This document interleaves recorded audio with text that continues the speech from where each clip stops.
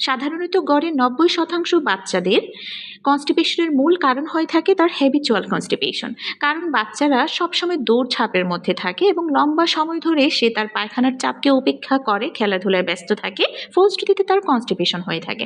এছাড়া তার খাবারের মধ্যে যদি পানির পরিমাণ কম থাকে, ফাইবার কম থাকে এবং নিয়মিত শরীর চর্চার অভাবেও তার কনস্টিপেশন দেখা দিতে পারে। তবে আমাকে অবশ্যই খেয়াল রাখতে হবে বাচ্চার কনস্টিপেশন হলেও তার বয়স অনুযায়ী তার উচ্চতাটা ঠিক আছে কিনা, ওজন ঠিক আছে কিনা, কনস্টিপেশনের কারণে তার পেটটা ফুলে যাচ্ছে কিনা, সে বমি করছে কিনা, পায়খানার সাথে রক্ত যাচ্ছে কিনা।